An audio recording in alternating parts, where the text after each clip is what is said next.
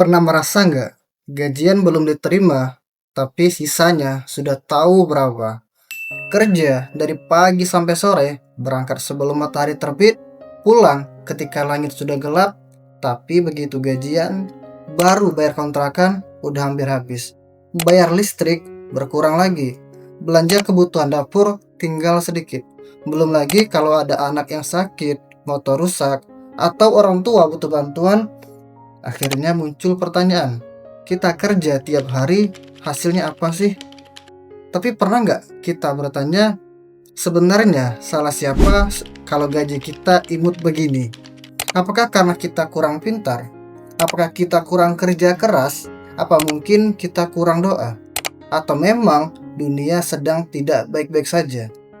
Tapi bagaimana kalau gaji imut ini ternyata bukan sepenuhnya salah kita? Bahkan bisa jadi selama ini kita melihat masalahnya dari sudut pandang yang kurang lengkap. Karena dalam Islam, pembahasan tentang rezeki jauh lebih luas daripada sekedar angka yang tertulis di slip gaji. Bahkan bisa jadi selama ini kita sibuk menyalahkan diri sendiri, padahal ada sesuatu yang jauh lebih besar yang memengaruhi isi dompet kita. Dan anehnya, hampir tidak pernah dibahas. Di video ini, kita akan membahas yang pertama, rezeki, bukan hanya gaji. Yang kedua, gaji seimut ini bisa apa aja. Yang ketiga, Allah sudah menentukan rezeki hambanya. Yang keempat, gaji imut salah siapa. Yang kelima, solusi Islam mengatasi gaji imut. Selamat menyaksikan.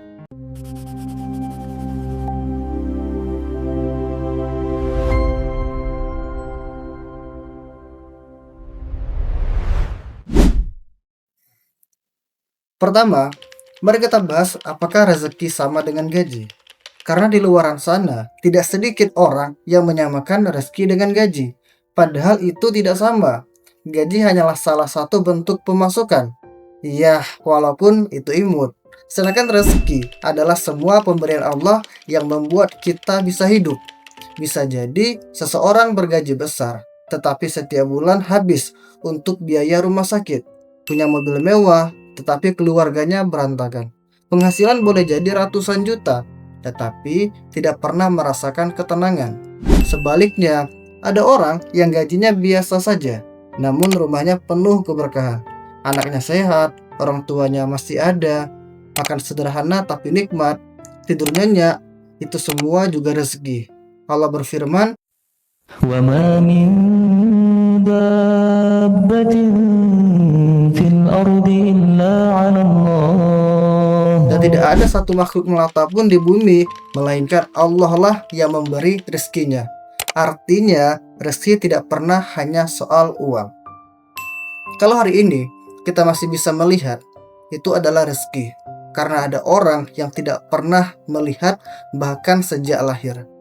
Kalau kita masih bisa berjalan, masih bisa jalan sama anak atau istri, itu juga rezeki. Masih punya keluarga yang lengkap dan sehat, itu pun adalah rezeki. Masih bisa sujud, itu bahkan rezeki yang jauh lebih mahal daripada uang. Seringkali kita sibuk menghitung apa yang belum kita miliki, sampai lupa menghitung nikmat Allah yang sudah Allah beri. Padahal Rasulullah SAW bersabda, lihatlah kepada orang yang berada di bawah kalian, jangan kepada yang di atas kalian. Karena dengan begitu, kita akan lebih mudah bersyukur.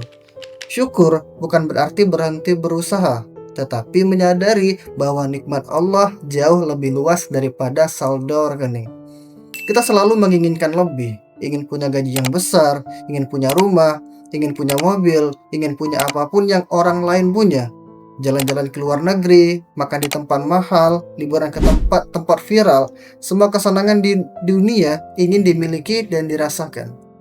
Tapi itu adalah hal mustahil untuk sekarang, karena gaji kita imut begini.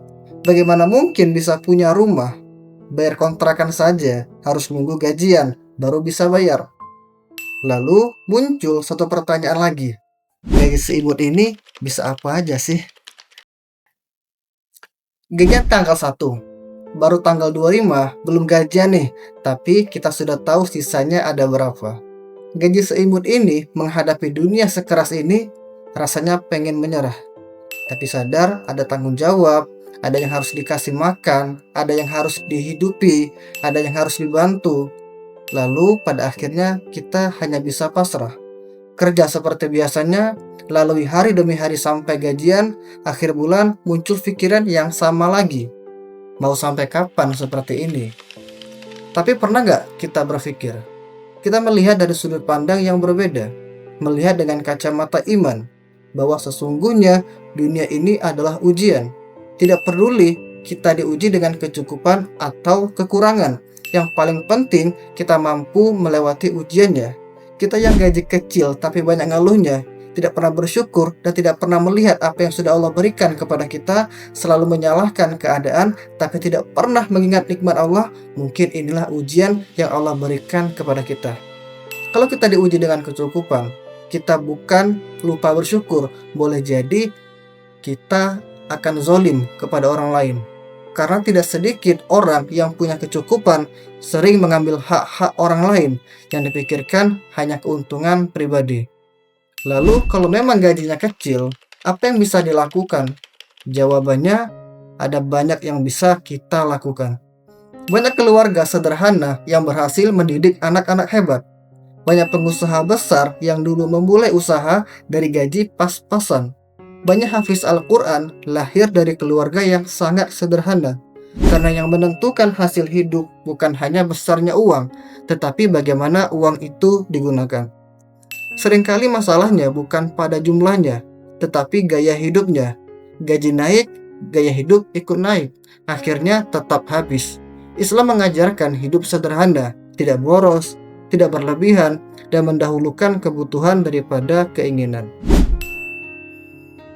Pernah nggak lagi benar-benar tidak punya uang, tiba-tiba ada teman transfer, ada bonus, ada orang yang traktir makan, ada pekerjaan yang datang tiba-tiba. Padahal sehari sebelumnya kita tidak tahu dari mana rezeki itu datang. Rasulullah SAW bersabda bahwa ruh telah meniupkan kepadaku, tidak akan mati seseorang sampai sempurna rezekinya.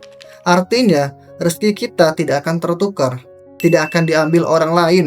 Rezeki tidak akan pernah salah alamat. Yang Allah tetapkan untuk kita pasti akan sampai kepada kita. Coba ingat-ingat perjalanan hidup kita. Ada berapa banyak rezeki yang tidak disangka-sangka, yang bahkan kita tidak pernah membayangkannya, tiba-tiba aja datang. Kalau kita menganggap tidak pernah merasakannya, jangan-jangan hati kita sudah mulai kotor, tidak bisa melihat nikmat yang setiap hari Allah berikan. Karena Allah sudah menyiapkan rezeki untuk hamba-hambanya.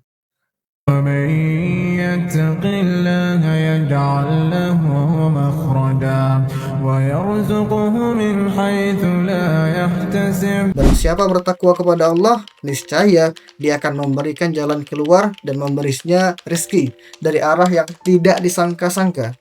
Tugas kita bukan mencemaskan rezeki, tetapi menjemputnya dengan cara yang halal.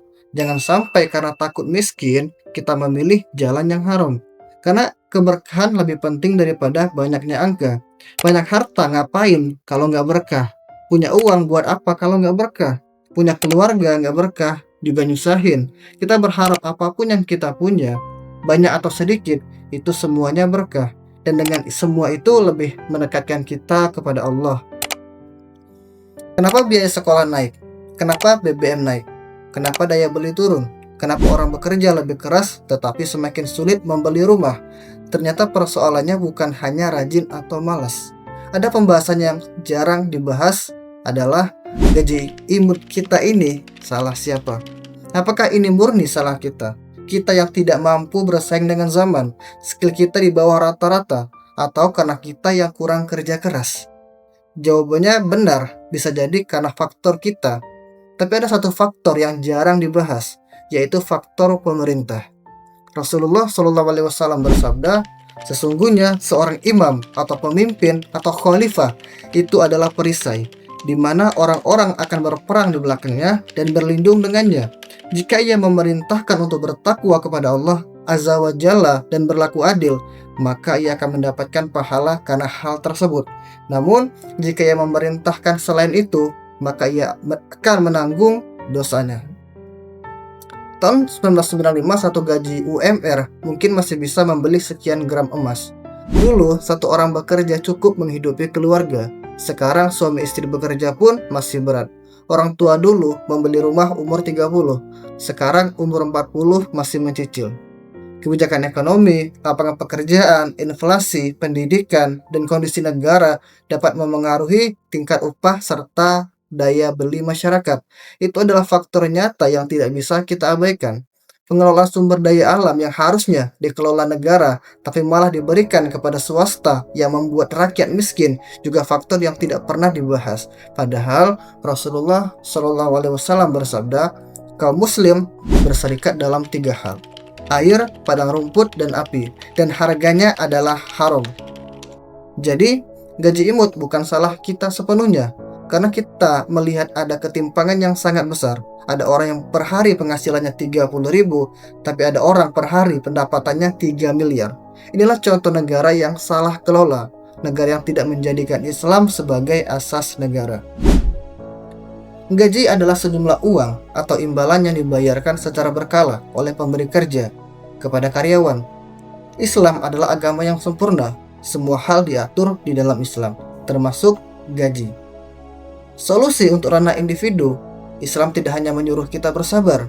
Islam juga memberikan jalan. Pertama, berbanyak istighfar. Allah menjanjikan jalan keluar dan tambahan rezeki bagi orang yang kembali kepadanya. Kedua, jaga sholat. Karena sholat bukan hanya kewajiban. Sholat adalah sumber ketenangan ketika menghadapi sempitnya kehidupan. Ketiga, terus belajar, tambah keterampilan, jangan berhenti meningkatkan kualitas diri. Keempat, cari penghasilan tambahan yang halal. Berdagang kah, freelance kah, berkebun kah, berternak kah, mengajar kah, apapun yang halal. Kelima, perbanyak sedekah. Mungkin terdengar aneh, uang sedikit kok malah disedekahkan. Tetapi Rasulullah SAW mengajarkan bahwa sedekah tidak mengurangi harta, bahkan menjadi sebab datangnya keberkahan. Dan yang terakhir, jangan hidup melebihi kemampuan. Karena banyak orang miskin bukan hanya karena penghasilannya kecil, tetapi karena pengeluarannya jauh lebih besar.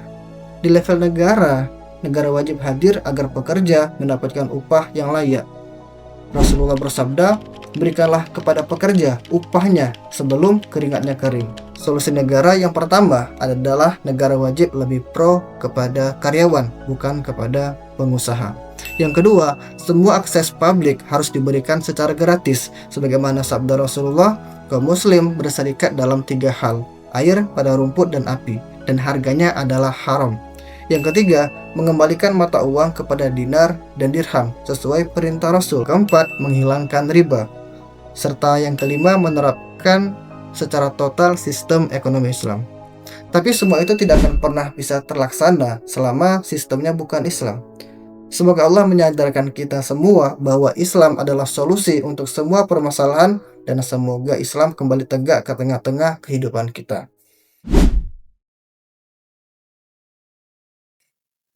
Kalau hari ini gaji masih kecil dan imut, jangan langsung menyalahkan dirimu. Jangan juga buru-buru menyalahkan orang lain. Lihatlah persoalan ini secara utuh. Ada bagian yang harus kita ikhtiarkan. Ada bagian yang memang dipengaruhi oleh keadaan ekonomi dan kebijakan.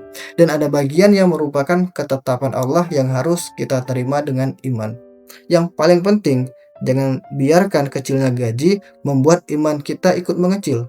Karena nilai seorang manusia di hadapan Allah tidak diukur dari besarnya penghasilan, tetapi dari ketakwaannya. Semoga Allah melapangkan rezeki kita, memberikan pekerjaan yang halal, menghadirkan keberkahan dalam setiap rupiah yang kita bawa pulang, dan menjadikan kita hamba yang kaya hati, meskipun belum tentu kaya harta. Mungkin Allah belum membuat kita kaya harta, tapi jangan sampai karena mengejar harta, kita menjadi miskin iman. Karena pada akhirnya yang akan ditanya Allah bukan berapa besar gaji kita, tetapi bagaimana kita mencari dan menggunakan rezeki itu. Kalau menurut teman-teman, apa tantangan terbesar hidup dengan gaji yang pas-pasan? Tulis di kolom komentar ya, saya ingin membaca pengalaman kalian satu persatu.